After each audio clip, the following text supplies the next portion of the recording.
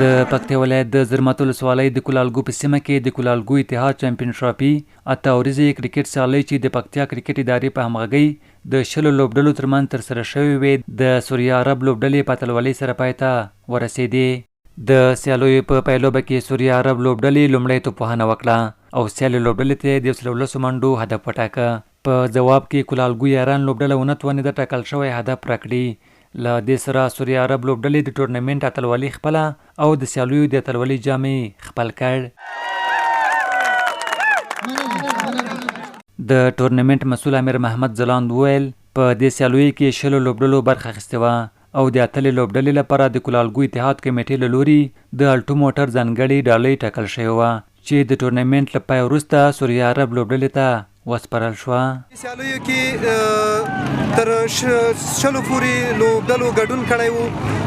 د ګډون کوونکو لوبډلې له جملې څخه چې د سوریه عرب لوبډله او کولالګو یاران لوبډله دا فاینل ته وتلي وو چې بالاخره بریا د سوریه عرب لوبډلې په برخه شوه او په دې سیالیو کې چې د کمیټې لخوا اتحاد کمیټې لخوا د کولالګو اتحاد کمیټې لخوا کومه ډالۍ په پام کې نیول شوې وه هغه یو الټو موټر و چې د اتحاد کمیټې لخوا همغه لوبډلې مشر ته په ډالۍ کې ورکړل شوه.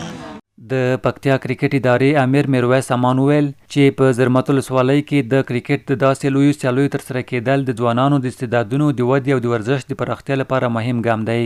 نوموړي ټینګار وکړ چې پکتیا کرکټ اداره به په راتلونکي کې هم د ورته ورزشي پروګرامونو ملاتړ ته دوام ورکړي. خوښ یم چې د مرکز ګردیز څخه لرې پرته ولسوالي یو شاندار ټورنمنټ چې یو الټو موټر په لاره اچول شوی و. ډېر زیات خوښ یم چې دومره لرې د مرکز څخه لرې سیمه کې داسې یو شاندار ټورنمنټ په لاره اچول شوی ده. د مسؤلینو د نړۍ مننه کوم او موږ هر وخت د کرکټ سره که هانډبال کرکټ یا ټینس کرکټ انشاءالله ورسره همکار یو. د سیالیو ګډونوالو لوبغاړو د سیمې اوسېدونکو د دغه ټورنمنټ ترسره کېدو هرکلی وکړ او ویې ویل چې دا ډول سیالۍ د ځوانانو لپاره د سالمې تفریح او د ورزشي استعدادونو د پیاوړتیا غوره فرصتونه برابروي. واقعا هم داسې ټورنمنټونه د ځوانانو لپاره ډېر مفید دي. یوه ښه سالمه تفریح برابروي. داسې کمیټې له غړو نه ډېره مننه کوم چې ټورنمنټونه په لاره اچوي.